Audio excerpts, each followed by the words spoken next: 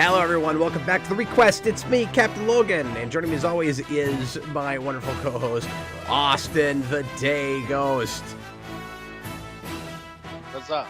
I've never let the song play this long. I don't even know what the rest of this track sounds like. It is crazy. Yeah, I mean, I'm sure I've heard it like playing Killer Instinct, but I don't remember. There's the loop. That's where the loop is. I was gonna say, yeah. We found the loop. We're in the loop now. Welcome everybody. When are you gonna open the show with the Hong Kong 97 music, though? That's what I want to know.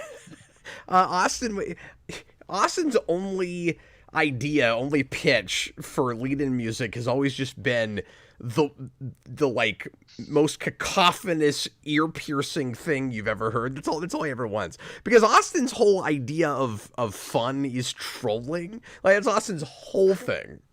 You know? No, it's very enjoyable to listen to the Hong Kong 97 Why? music.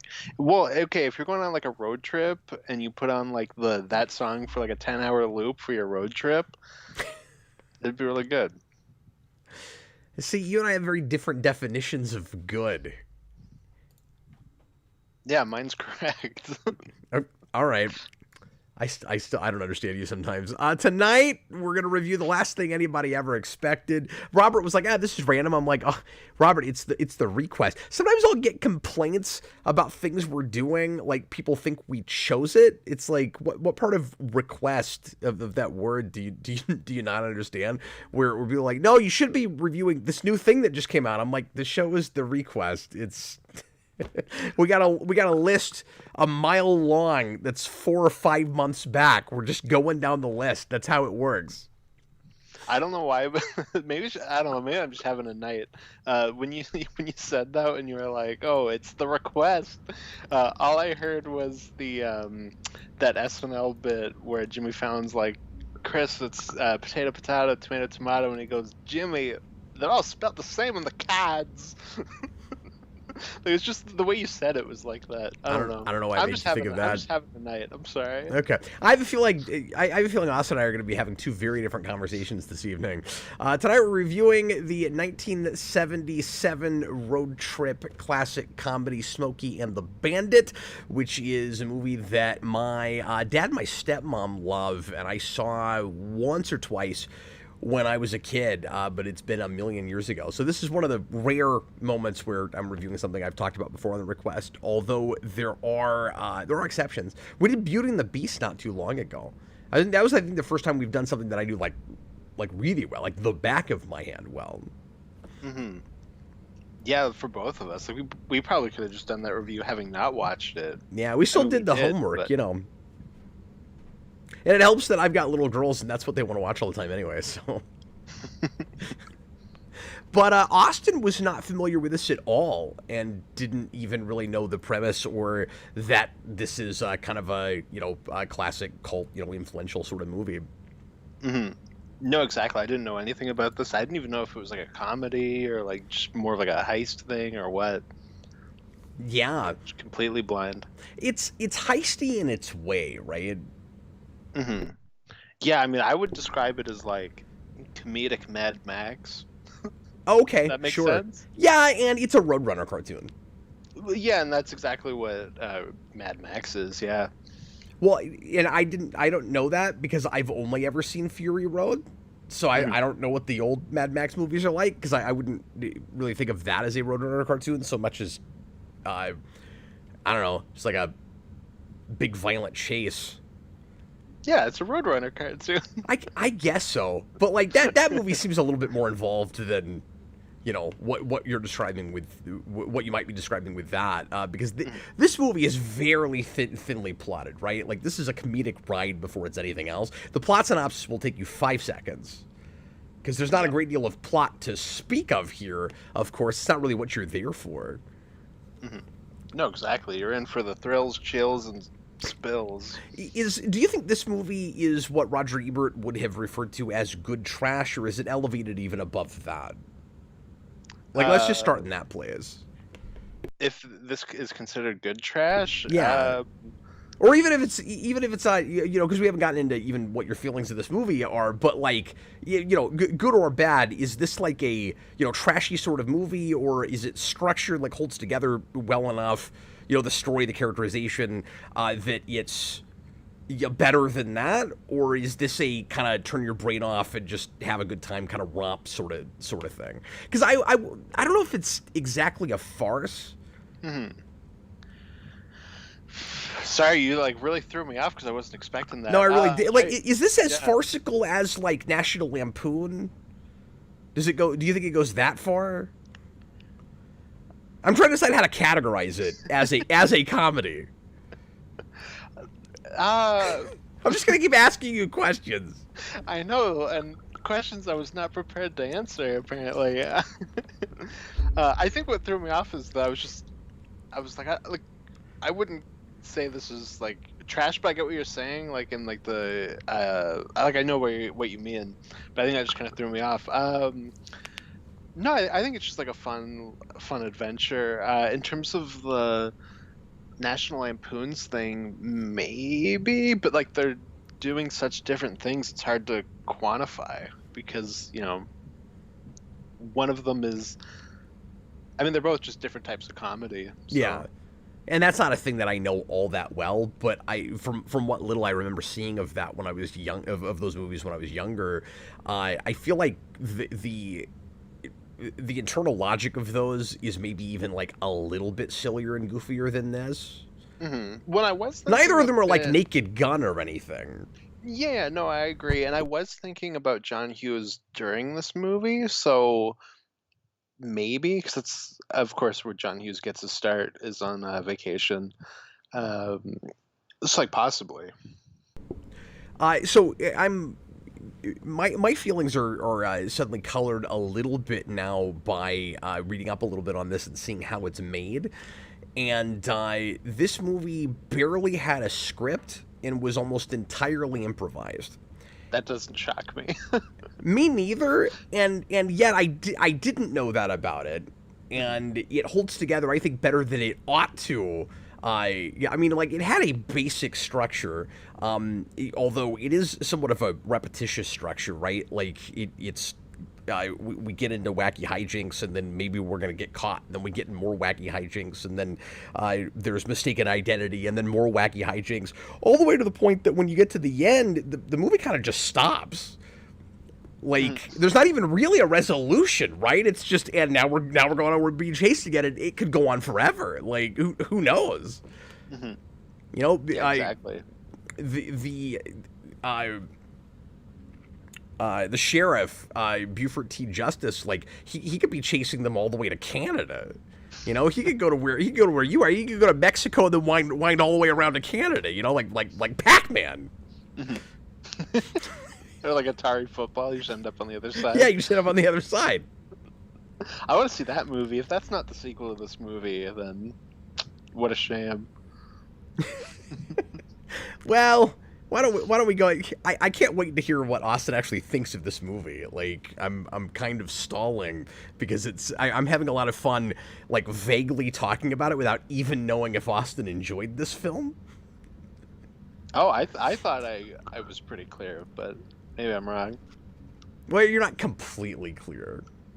Yeah, I'm getting the sense that you didn't really care for this very much. I'm still on the run.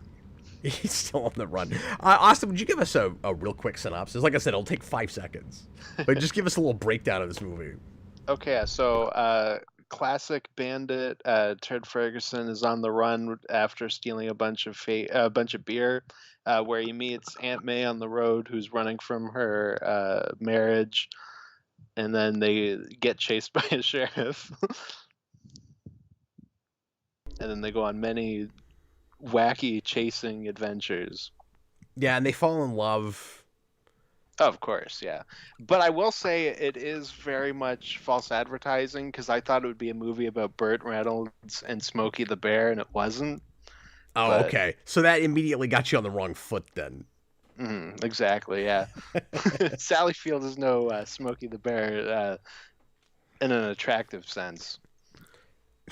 Okay, Austin. Wow, you really are in a mood today. Yeah, apparently. I'm sorry. I don't know what's going on with Austin. And I know you don't drink or smoke anything, so like I really don't know. Did you just like throw back a bunch of pixie sticks before the show? Like what happened?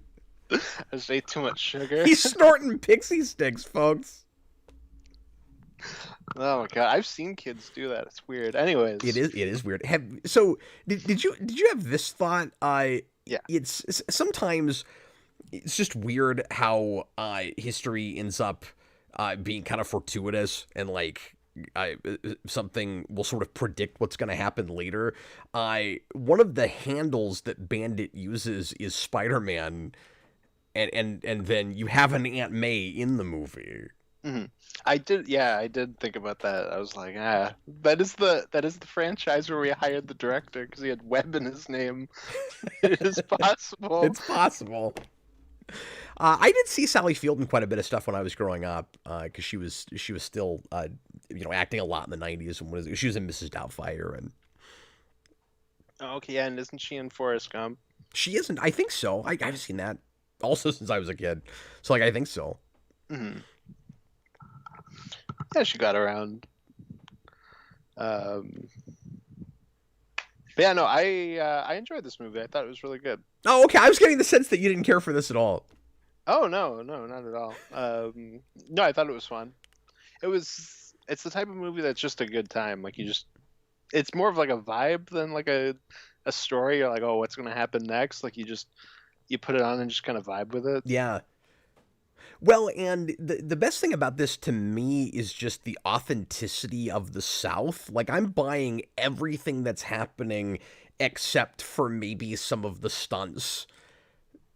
Mm-hmm. That people are surviving those things. Like, it's not a realistic movie, but at the same time, a lot of the characterizations push just up against stereotyping. And if they are stereotypes, they're real ones that exist.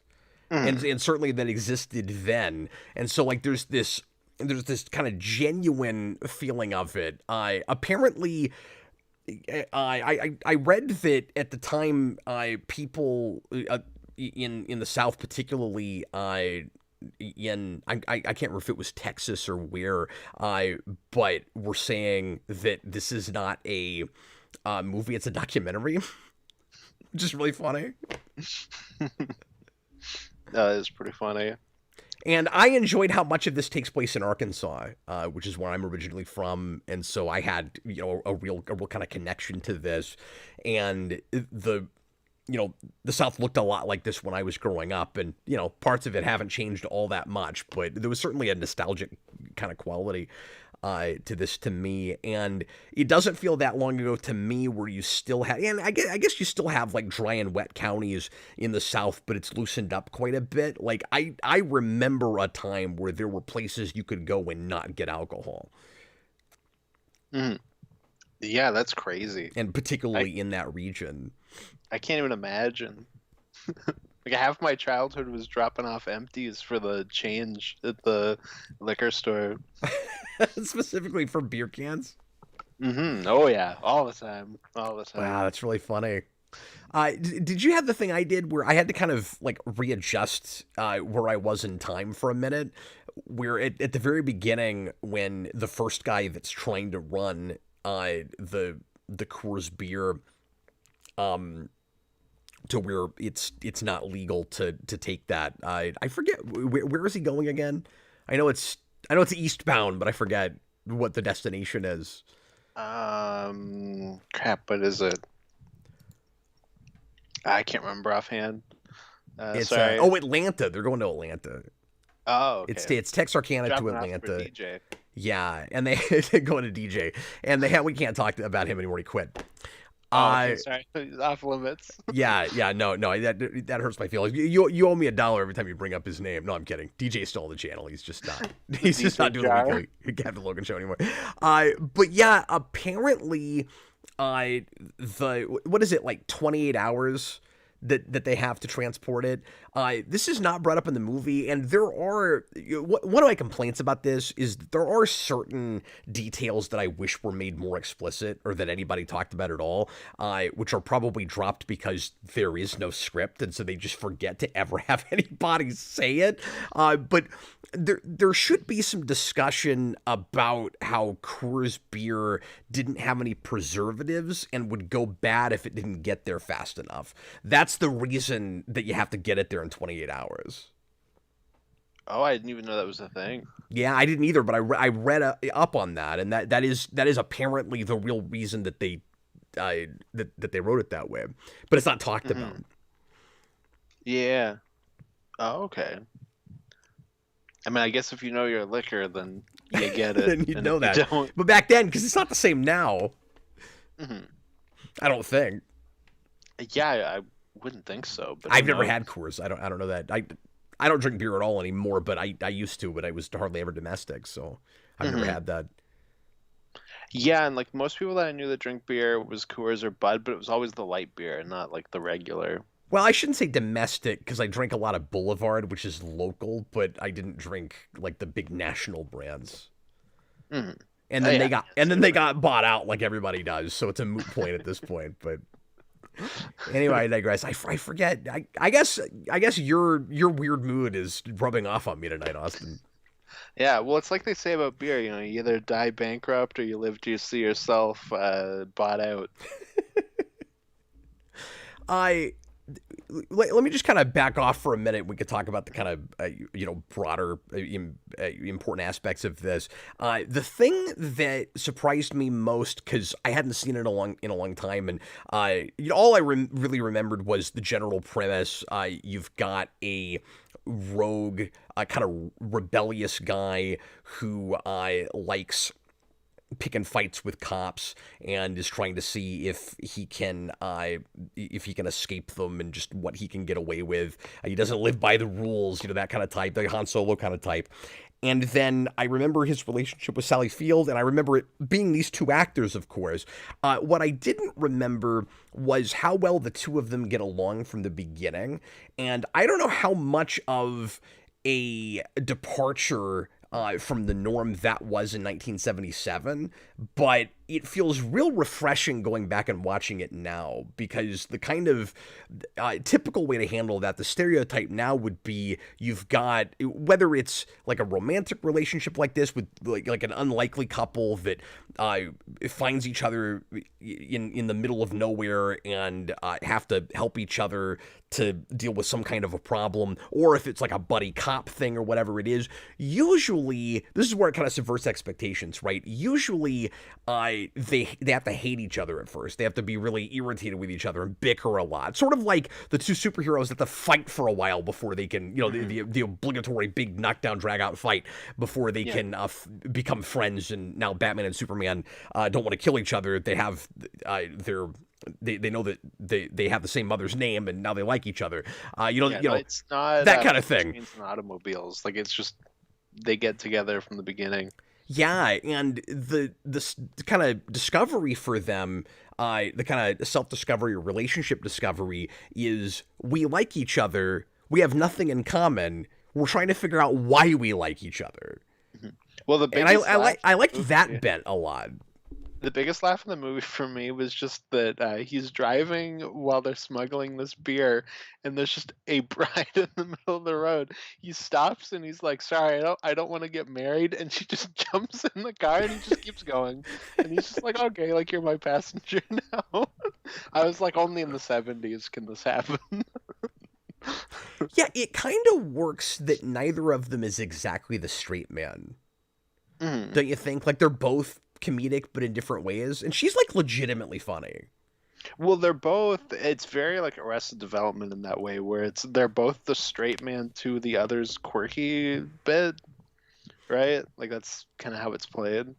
Sure, yeah. Well, and that's also the romantic relationship where they kind of, like, fill in each other's blind spots. Yeah, exactly. In a way. The big anchor for the movie for me is that we actually stop at a couple of places and explore their relationship and their romance a little bit and kind of talk out again, why these two people even care about each other and what they want out of life. And they don't. It's not a deep dive. It's not exactly a character study or anything. But those couple of just 2-3 minute conversations made all the difference to me between like taking it from one dimensional characters in a cartoon just running from the ostensible good guy who's actually the bad guy in the movie, of course, with Justice, who's wonderfully over the top and absolutely hilarious. And apparently a lot of the best ideas in the movie were his.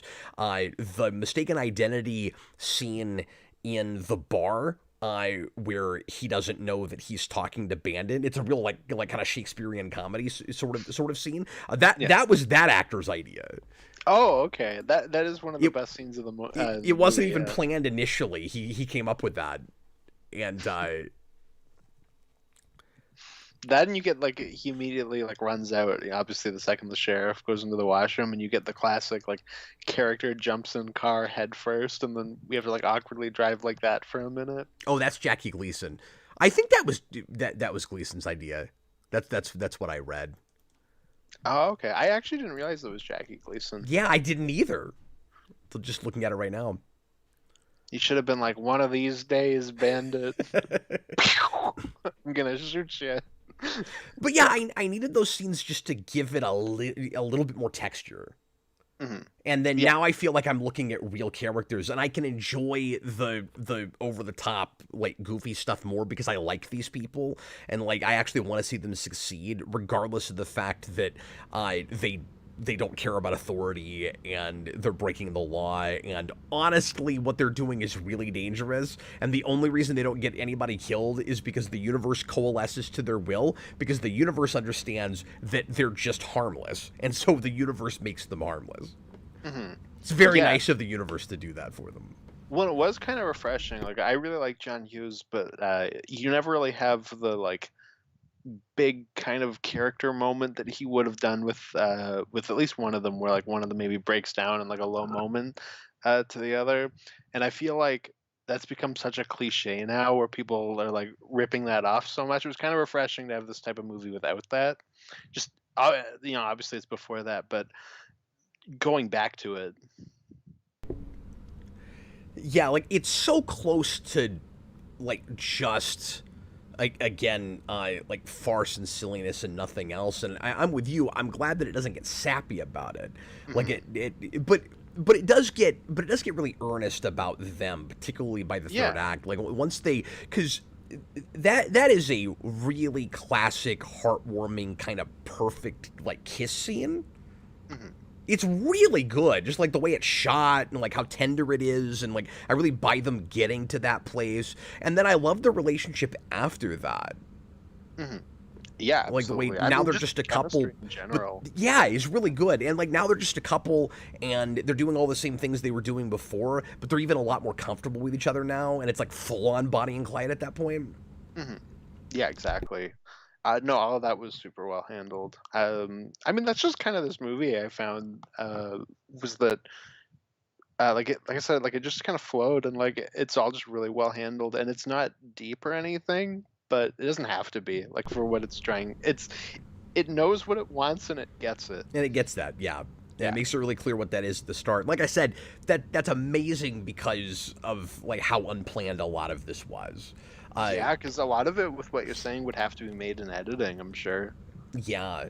So, again, they had the skeleton of it. Like, they had a script, but they deviated from it a lot. So, this was directed by Hal Needham, who made, apparently, several other things after this, but started as a stunt guy and went back to stunt work after this, I think. And he was, or after he made some movies. And this was his very first directing job. And he almost wasn't able to get it because he shopped this around and everybody thought it sounded terrible. And the only reason he was able to get it made was because he was friends with Burt Reynolds. And Burt Reynolds said that it was the worst script he'd ever read. but he loves this guy, so he agreed to do it. And Yeah. Burt Reynolds, along with Gleason, along with Field, but like Burt Reynolds really makes this movie because he's improvising a lot of his dialogue, and so I think you almost have to credit him and maybe both of the other actors too for kind of writing the movie, in its way. Like I can't, when I found out about that, I couldn't help but think, okay, and I'm gonna throw shade at this guy again. Every time Taika Waititi makes a movie, he should watch Smokey and the Bandit. And Iron Man. And Iron Man, sure, but especially just like a straight up comedy like this. Like this is how you do that if you're gonna full on improvise it. Mm-hmm. Yeah, no, that's fascinating. Because I bought all these characters, I bought everything they were saying. Nothing seemed like just say funny things, throw it at the wall. Because that's what bandits do. Like they're always in character, and it helps that they're all like of a world, of a piece. There's a particular lingo that we're all falling in when we're going across Arkansas, when we're going to the border of Alabama, we're in Texas at the beginning. CB radio culture was huge right then. And a lot of people would have gone to this movie being really familiar with a lot of that lingo, or kind of romanticized it and wanted to know more about it. Like the world of the trucker was this kind of like fantasy land for people that weren't in it, that were just kind of, there was kind of this allure to that, and this movie just made that bigger. Mm-hmm. Yeah, absolutely. That's the other thing I know about this, is that it was big with like CB radio culture, and then trucker culture, and then also, of course, there were a lot more of these kind of road trip movies after this. Yeah, with it being improvised, it makes me want to know like if there's a lot of cut material, like even if it's just like a scene would go on a little bit longer. There would have to be. It would have to be. Like it makes me wonder like how much deleted footage there is. Yeah, like if there's a big like collector's edition of this that has deleted scenes, I wonder about that, because this is a beloved movie by a lot of people. There's no way it doesn't have some like hallmark, Mm-hmm. But also with what you were saying with the director, I didn't know who the director was, but the second you said it was a stuntman, that makes so much sense. Like, this is 100% a stunt. It's stunt driven. A stunt-driven movie, yeah, exactly, in a lot of the best ways. I haven't seen it yet, but there's that new movie, The Fall Guy, that I know is like a big ode to stunt actors. That was also made by the director of Deadpool and Wolverine and stars Ryan Reynolds. That's a lot of the reason. No, the guy who did Deadpool 2. Oh, no, I thought it was... Oh, was it not? Okay. I must be conflating things I read. Apologies. No, it's okay. That's Deadpool 2 because he's one of the John Wick guys, and they're all stunt guys. Oh, is that right? Okay. Yeah, and it's Ryan Gosling is the star of that movie. But oh no, I'm sorry. You said Fall Guy. I thought you said Free Guy. Oh yes, because that is that right. Isn't that weird though? Two Deadpool guys. One of them made Fall Guy. One of them made Free Guy. Okay, well that is weird. Yeah, now that you say that. That was the most understandable mistake I've ever made. You have to give me that. No, because when I first heard the Fall Guy, I was like, Free Guy? Oh, Fall Guy, okay. But I've heard like kind of mixed things on that, but I still want to see it. But, I've never heard of Fall Guy. I don't even know what that is. Yeah, it's just like a kind of ode to stunt driver things. Apparently, it's also based on an old show, but I don't know. But my point with that was just, sorry. If it's not great, like what I've heard some people say, they maybe should have been looking at this, because I feel like this is very much that kind of ode to stunts. Not in that it stars a stunt guy like that movie does, but I think it's very much focused on that kind of material. Well, and I know, I can't think of examples off the top of my head because this just isn't a genre I know very well, but I know from listening to old Siskel and Ebert episodes that there are a lot of like rip-offs of this in movies like this that did this the wrong way, that are just, let's have people saying funny things and a lot of things exploding and celebrity cameos. And I'm trying to remember the big movie that I've heard them complain about with that was made like the early mid 80s. I'm trying to think of it. Somebody will know it. Yeah, it's on the tip of my tongue. I can't think of the name of it. But this guy also made Cannonball Run. Oh, okay. Which I've also never seen. Mhm. No, that's really cool. Played Out says that the director of this is an inspiration for one of the main characters in Once Upon a Time in Hollywood. That's really cool. Interesting. That makes sense. Let me go ahead and read these super chats. Thanks a lot Yeah. for the support tonight, guys. Teddy put in a nice super chat right at the beginning and said Austin's whole idea of fun is trolling. So he's correct morally, spiritually, and factually. It's true. I have the power of God and anime on my side. Well, of course, Teddy lines up with you. Those are also the kinds of comments he's always making. I feel like Teddy wouldn't be here if it weren't for Austin, probably. I have one diehard fan, I guess. It's a diehard Austin fan. He's gonna buy the no cheese shirt. We're gonna start making those, and he's the one guy that'll buy it. Nobody knows what we're talking about. No cheese has to sweep the nation. We need no cheese mania. Not like manias in the shows, but right? No, I know. Yeah. just in case people got confused. Teddy also put in a $20 super chat. I really appreciate all the support tonight, man. Just because he likes Austin. He says this movie reminds me of the Nolan-directed historical drama Oppenheimer, which is a biography of the American scientist Julius Robert Oppenheimer, who's famous for being the father of the atomic bomb. Yeah, I agree. I mean, I haven't seen Oppenheimer yet, but I have to imagine it's almost exactly this movie, just Oppenheimer and not his wife on a road trip together. I didn't read the super chats first, and I expected that they would give us a new avenue with this movie to talk about, but then that happened. Well, that's why Japan was so mad. They were like, this guy is part of the reason why we were nuked, and you made a movie where it's just like a fun road trip with him. Like, what the hell? Also importantly, I couldn't help but think about Dukes of Hazzard the whole time I was watching this. Not that that's a show I know super well. But you've got the rebel flag on the front of the car, but not like the General Lee. It's not like all the way across the front, but it's on. I think it's just a license plate in this.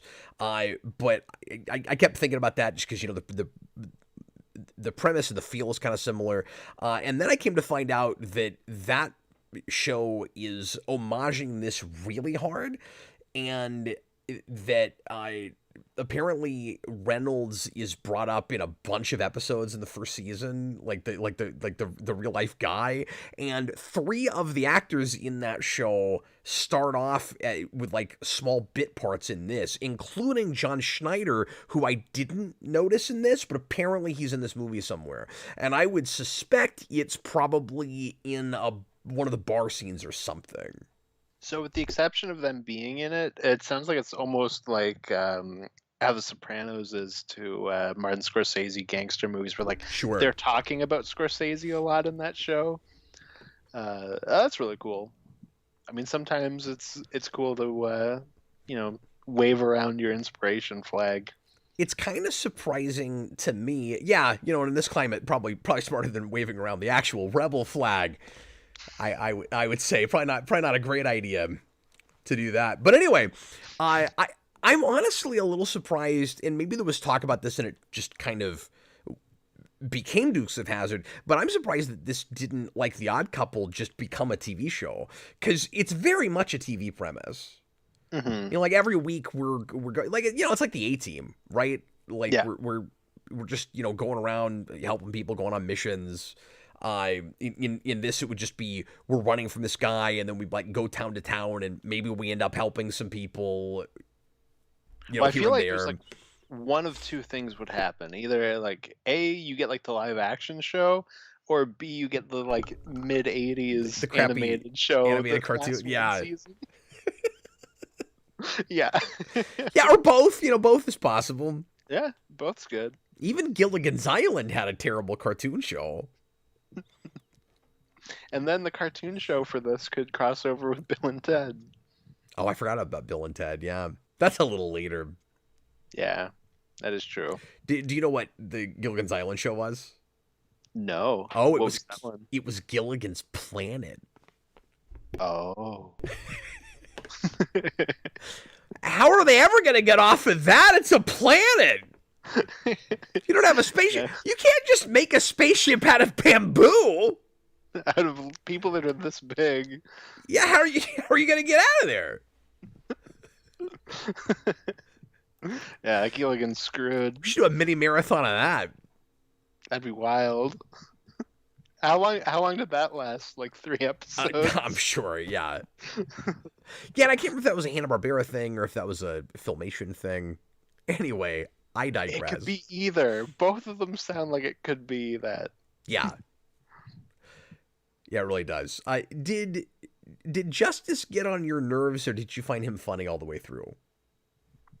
No, I don't know. I never really had like any of the characters get on my nerves. So no, I enjoyed him all the way through. Yeah, But I think I'm slightly more critical of some of this movie than you are. Like I like it fine. It's also not, exactly my brand of comedy. You know Sure, what I mean? and So I a lot of didn't this is find going it, to be like, sort of a taste thing. But I I just think didn't it's find really it funny. Like every time I bad. ask you something, you're like, I don't know, I wasn't thinking. I was just watching this movie.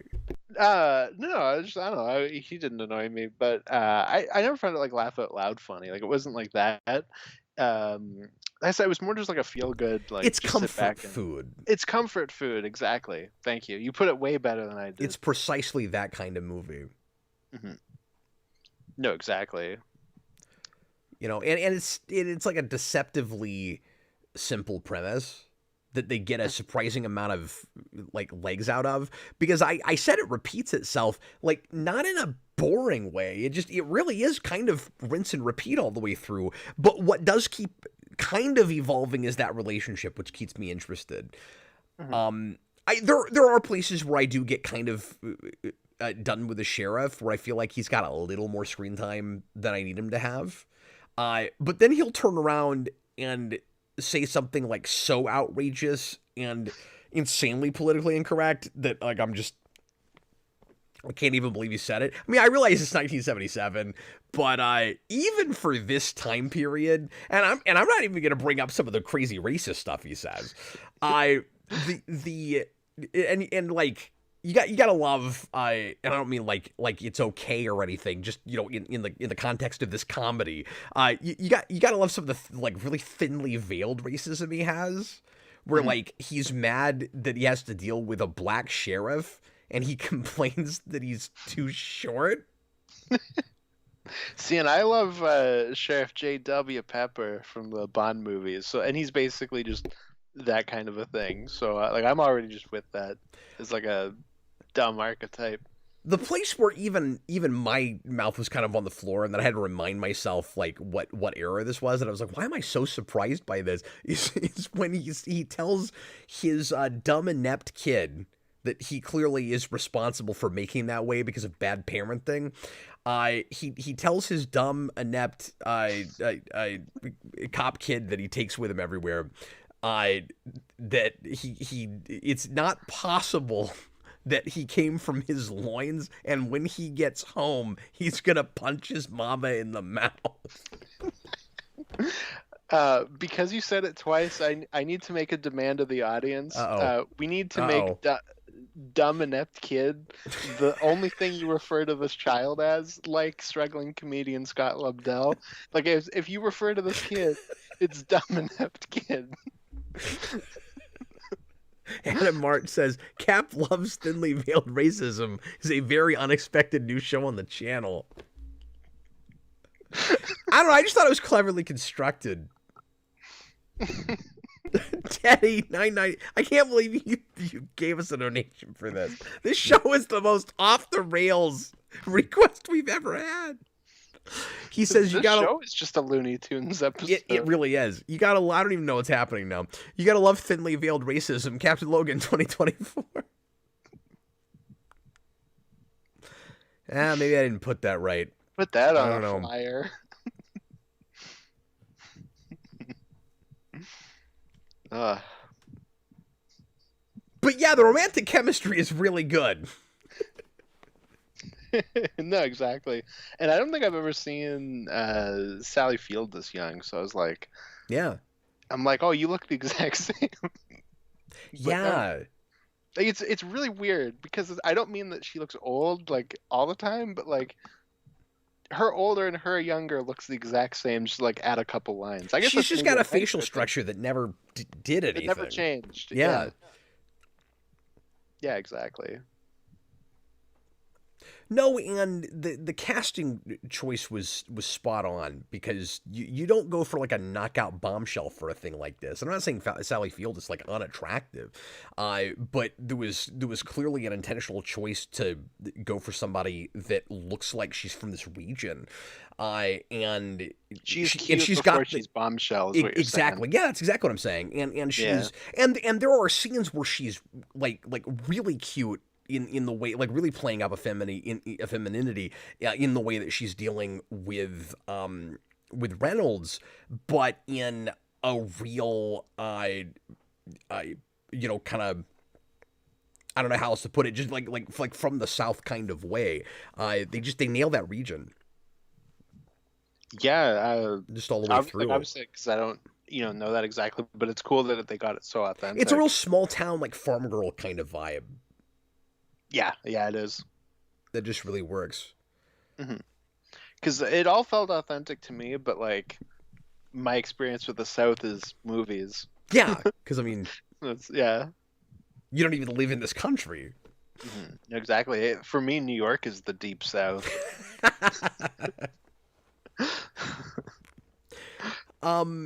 The one I kind of, and it's maybe silly to talk about this with this kind of movie, but the one kind of, I don't know if I want to say logical thing, but just like kind of story point thing I want to complain about is it is kind of odd, and I read that Siskel also complained about this, and I had this when I was watching it too. It's now Siskel only gave it 2 stars. I think I would have gone a little higher than that,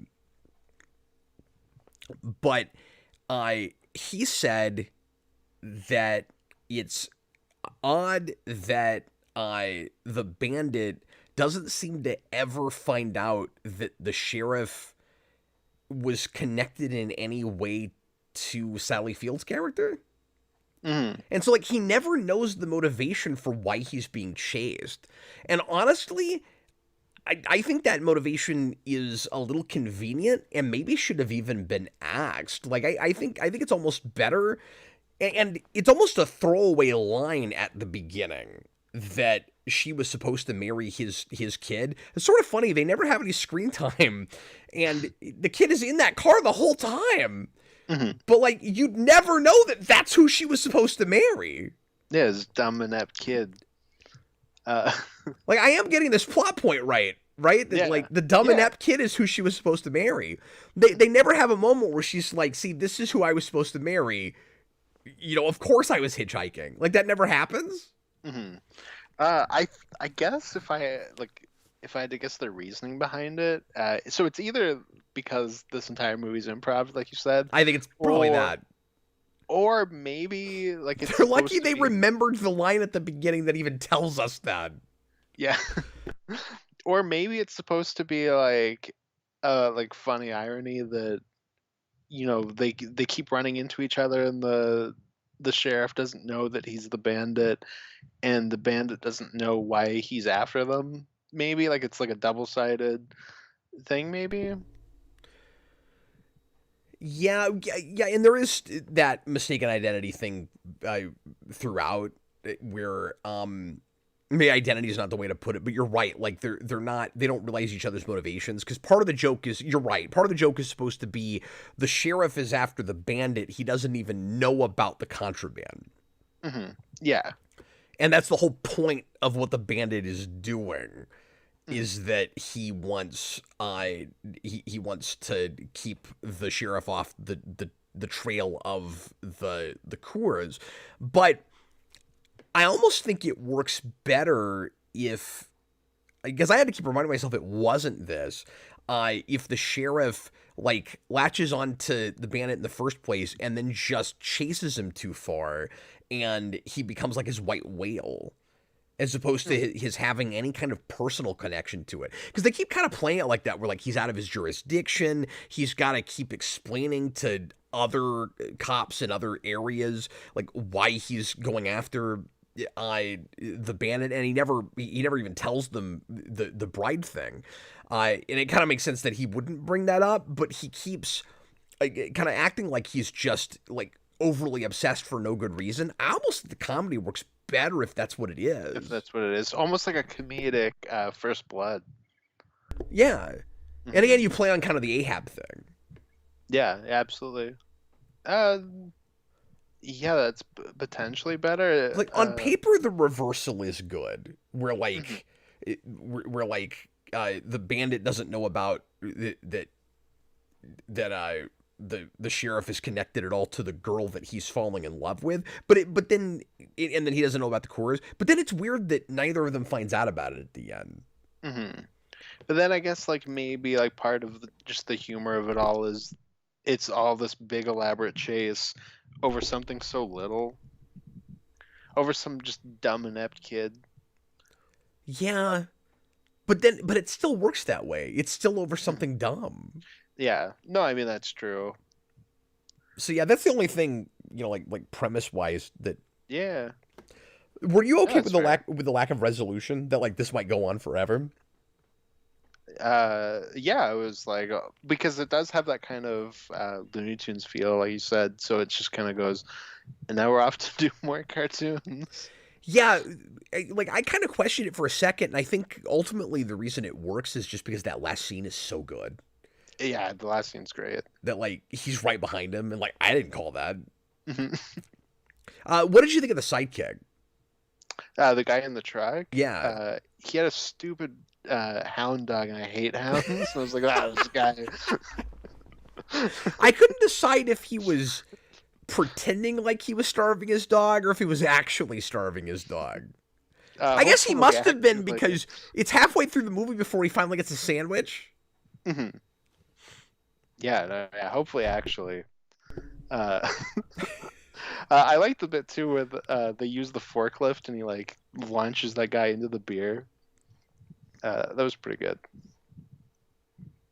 Did you like? He had some good moments. He wasn't really like a big standout for me throughout the whole movie, but like he had little moments here and there where I was like, oh, that's fun. No, but he's got the best cadence on the CB radio.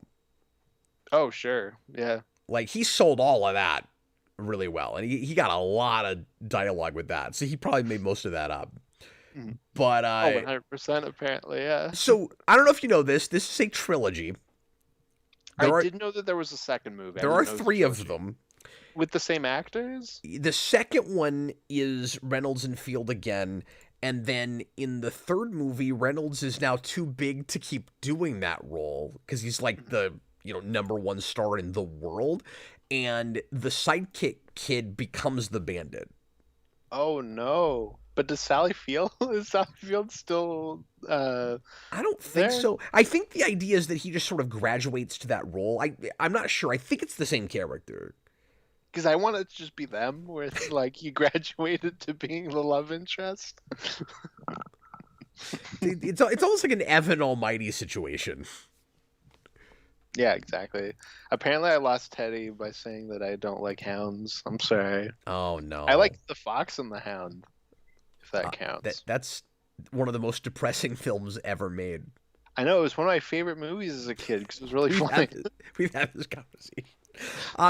Teddy turned in another 999 super chat. Thanks a lot, man. He says, remember that scene in Oppenheimer where Daddy Oppenheimer does a press conference about the bomb and is having a mental breakdown inside? That's how I felt when they kissed. My favorite part in Oppenheimer. I don't understand his super chats tonight, but I appreciate them. How did this become about Oppenheimer? I lost something in the plot somewhere. My favorite part of Oppenheimer is after the nukes fall. And is the joke just that that's not a comedy, but he's trying to turn it into a comedy? Is that the... Yeah, they're the same movie. Okay. And the Japanese guy's like, ooh, we've been nuked. And then he turns around and Oppenheimer's in a car waiting for him. And he's like, ha, I'm right here. And they drive away. That's the best part of that movie. Robert says, I've spent more time analyzing the themes and subtext of this movie than anyone ever has. That is probably correct. There's probably like an 8-hour long video essay on this movie There's on definitely YouTube somewhere. yeah. 100%, yeah. Dan Schneider, $2 super chat. Burt Reynolds was almost Han Solo, but turned it down. I did know that. There's two really significant things about the super chat. First of all, we've never heard that. I was not aware of that, or I didn't remember it. And secondly, it's the first super chat we've had tonight that is actually about the movie. Yeah, is that true? Well, it's not just like a joke about the movie. You're right. I just looked back over it. You're right. Now, once again, we really appreciate all the support from Teddy, but it was interesting to get a tidbit about the film. Mm-hmm. Well, more so just a tidbit about Han Solo. Robert says I'm analyzing comedy too much tonight. I mean, it's what I do, man. It's you know, I'm kind of story analysis guy. I don't know what else I'm supposed to do with this movie because I mean, it's not like it's a. I was gonna say it's not like it's a deeply complex movie. I guess the argument would be, well, that's why you shouldn't do that with it, I guess. But I mean, like, I'm finding some stuff, so I'm bringing it up. I don't know, because otherwise it would just be. You remember the funny part where this had, like, how else do you talk about comedy?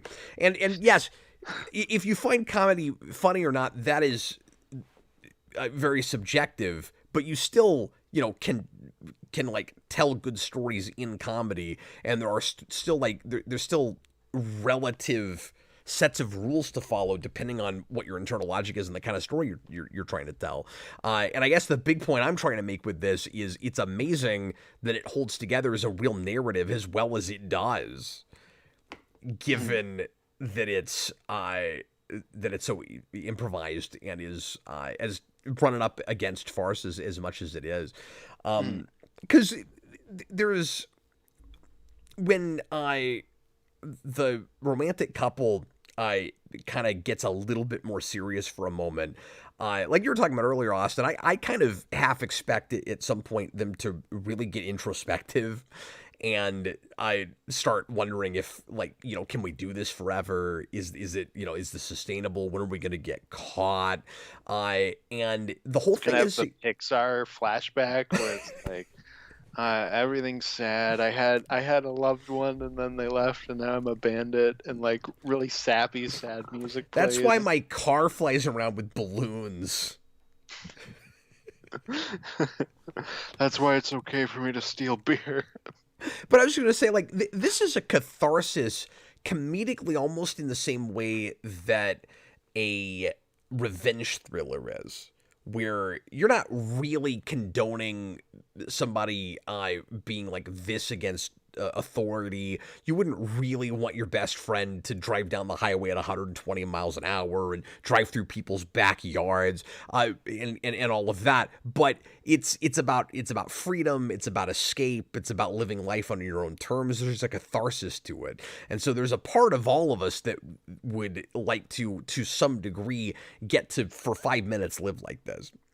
And so you're rooting for this guy because he gets to live like that. And then he finds the one woman in the world that is not scared of the way he drives and the way he lives. And they're kindred spirits, even though they have nothing in common. And I really latched onto that. Yeah, no, absolutely. Oh my God, there was something I had to say based off something you said earlier, and now it's gone. I'm sorry, that was kind of a tangent. It was an analytical tangent. It's okay, and we're all here for it.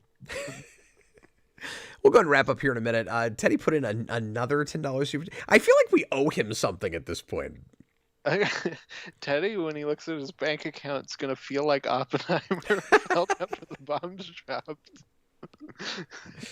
God, I wonder if we should give him like an honorary ReQuest for just all of the super chats he's dropped tonight. He says, my favorite part. You have done that for people, but you know what's going to happen is you're going to say, what's your honorary request? And he's going to say Oppenheimer. Oppenheimer, that's what's going to happen. He's going to troll us with his pig. My favorite part of Oppenheimer was when the Japanese, Americans, and Germans were running around opening doors looking for the bomb while the Scooby-Doo theme was playing. I love that part too, yeah. This is like a White Castle moment.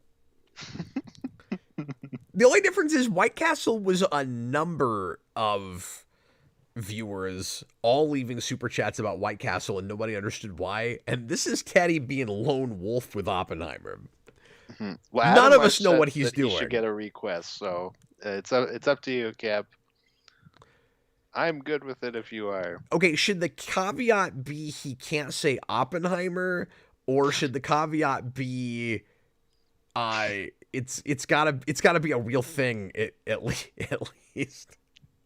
Sorry, I don't know how Teddy's not gonna troll us with his requested. I was gonna say film, whatever he ends up picking. Teddy, Yeah. we are gonna give you an honorary request tonight. I think we gotta do it. Played Out says I am become broke. Sender of super chats. Real quick, since Robert wants me to be more superficial in my discussion about this comedy. Yeah, you need to do this review like the Chris Farley show where you're like, remember when this happened? Remember when we were in a closet remembering stuff? Austin, what do you think is the best or coolest stunt in this movie? Because this is a real stunt-driven kind of movie. And why is it when the car goes under the bridge and loses its top? Because that's mine. That's pretty cool. That is really cool. The stunt that made me laugh the most was definitely when they jump over the bridge, because the way it lands, I was like, and you just destroyed your shocks. Oh, that's true. Because it hits, it's like... I like Sally Field. It's probably that cutoff one. I like Sally Field from the football absolute. One's good too. Sorry, no, you're fine. I liked Sally Field from the absolute beginning, but where she totally won me over, and I was sure I was going to like her all the way through the rest of it, was when she started begging him to jump again. It just needed a slide whistle. Oh my god. Yeah, it's crazy to think that there actually is a Bond movie with a thing that is goofier than anything that happens in this entire movie. And on one of the coolest car jumps of all time that they ruined. Teddy wants us to do the 1980 TV movie version of Oppenheimer. And he says, you better acknowledge my request is the best punchline. Dude, 5 people are going to watch that. On one condition, which is that you just label it as ReQuest Oppenheimer. Yeah. See, I knew it was going to be something like that. Yeah, don't put like Oppenheimer 1980 or Oppenheimer TV movie. Just put Oppenheimer review request. We'll see if he's serious. We'll see if he really wants to throw away his honorary request for this. And then the thumbnail will just be a picture of Cillian Murphy, but not in Oppenheimer. Just a different picture of him. I'm trying to imagine. I mean, I don't know what Teddy looks or sounds like, but I'm just imagining like how the Earth would explode if the two of you made a video together. Maybe he's my alt. You don't know. Yeah. No, probably not. Okay. Anything else you want to say about this movie? No, it was a good time, and I'm sure everybody in the world has seen this movie. But if you haven't, give it a watch. Well, not This everybody. definitely makes you didn't even know what it was. No, I didn't know what it was. Is this a Hall of Fame movie? 100%. Yeah, I don't know if it would quite make mine, just because I got to look at everything else we've got. Like, I don't know if I would have a cutoff where it's like it's only 10 or 15 movies or. See, I feel like it's just whatever movie you like well enough that you'd watch that again. Great. Yeah, that you'd watch it again. Okay, well then this is a Hall of Fame movie, absolutely. Yeah. Adam March, why does Cap want to know what Teddy looks like? That's not what I'm saying. I'm just saying I'm trying to imagine what it would be like if they made a show together. I can't imagine it. I don't know what he looks like. Wait, everybody get off my back. What is happening? Stone Gasman, $5 super chat. Thank you very much. Smokey 1 was all about keeping Coors Light cold. It's good-natured, if dumb fun. The sequel stinks so much that comparisons are simply pointless. So I didn't realize that the second movie is supposed to be bad. And I don't know anything about the third movie. There were talks pretty recently about a TV version, but that was back in 2020, and I don't think anything ever came of that. I feel like that's become more and more of a thing, right? Like lately, like where we take kind of older movies and and I guess not necessarily movies, because a lot of the ones I'm thinking about aren't movies, they're TV shows, but like a lot of rebooted shows like that, like what is it, like the Oh, Queen Latifah Equalizer show? yeah, but there are a lot of movies to TV like that in Yeah, recent years. Like Lethal Weapon got a show that lasted for a yeah, long Lethal Weapon time, and got a show. Is it Magnum PI or something like that? I think has a show again. A Night Court just got a show again. yeah, but that's a revival. That's different. Oh, is it a revival? I assumed it was a reboot. No, it's a Okay. revival. Oh, okay. I don't know anything about it. I assumed it was just a reboot. No, they brought back some of those actors. Oh, okay. Well, never mind that. I Yeah, don't that's know. just Frasier or whatever. Like, Yeah, definitely, or whatever. but even some sci-fi stuff has had this recently. Like, remember somebody requested Snowpiercer, that got a TV show. Oh yeah, it did, and I think like just this year too. No, Or I think it was on for a while. I think it just recently ended. oh Maybe. yeah, maybe that's what I'm thinking about. I was like, there's something about that this Yeah, year. I think it made like 2 or 3 seasons, and it was really expensive to make. And I'm pretty sure it got canceled. I don't know if it got an ending. Like, I don't know anything about it because I haven't watched it. But Mhm. Yeah, no, exactly. oh, okay. Teddy is going to have to pick something else. He really is trolling us, but that is apparently a 7-hour miniseries, so we're not doing that on the show. I mean, isn't that about the same length as the Nolan movie? Oh, what a sick burn. Okay, well, Got Teddy, him. if you'll give us a legitimate request, I seriously am offering you a request. So leave a comment later if you can't get it in the show. We're going to go ahead and end things off here. Thanks a lot for watching, everybody. I hope you enjoyed the show. And thanks a ton for the support in Super Chat, especially Teddy. That was nuts. We appreciate you, man. I don't fully understand your trolling humor, but I appreciate the Super Chats. And I rolled with it as best as I possibly could. Austin got it though. He was on your wavelength. We got another one. Of course. I shouldn't say of course. I appreciate it. Super chat. His bank account is crying. But remember, Cap, I already did give you a request. Oh, you did? My breakfast with Blassie, an obscure and Andy Kaufman project. Also, my wallet is like Japan being nuked right now. Exactly, and not just Hiroshima, but both Hiroshima and Nagasaki. Let me see if if he's just joking, because I don't have him on the list. Oh, and I have no access to that, so I don't know. If he doesn't give us another like legitimate request, we'll just do actual Oppenheimer. Oh no! You'll have to watch it. I have to watch Oppenheimer. Okay. Okay. Okay. Austin, next. I lost my tail again. Next week we are doing more comics. Oh, cool. We're doing Matt Wagner's Batman and the Monster Men. Yay! Hell yeah! Have you read that? Yeah, not in a long time, but I read that, and was it the other one, Mad Monk? I think I have an long time issue or ago. two of it, but I've never read it.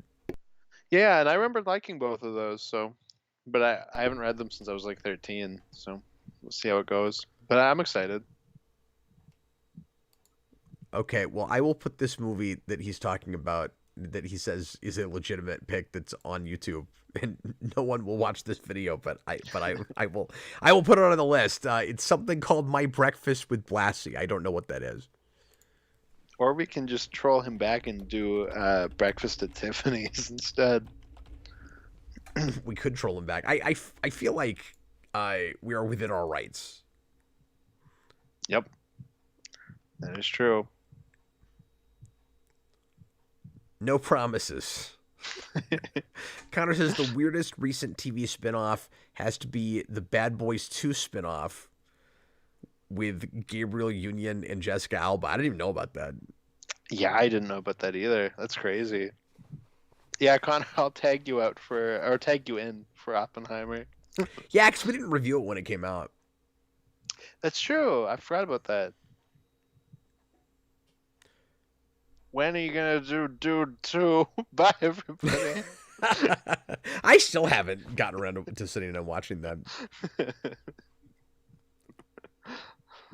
Yeah, I'm a fake sci-fi fan. It's fine. Anyway, well, everybody, thanks a lot for watching. We sure appreciate it. I will be back. Actually, Austin and I both will be back tomorrow night. It'll be a little bit later than normal, probably after 10 because I've got a writers meeting tomorrow night. But we're gonna do a double feature for the animated Hellboy movies. So come in for that if you are so inclined. And in the meantime, oh, and also I should mention, sometime over the weekend, I'm gonna do a blind commentary stream doing the first episode or two of Batman Cape Crusader, which just dropped, but that I have not seen yet. And people are telling me good things. Austin's seen some of it already. Yeah, but I've seen about half of it now. I was just crazy busy today, and I will be tomorrow too, so I'm not going to get to it until Saturday. But I will try to stream it that night if I can. There was a thing where I was like, oh my god, I gotta message Connor to see if he's seen this yet. But then I was like, oh, this just came out. He probably hasn't. I was like, I should give it time before I drop a spoiler. Teddy says that movie is awkward even for Kaufman standards. Great. Yay. I'm excited. Austin will love that. Andy Kaufman basically is the granddaddy of YouTube. I just think it's hilarious that we live in a world where Austin would rather watch that than Oppenheimer. That is really funny. Imagine if you will, a world in which Oppenheimer was played by Andy Kaufman.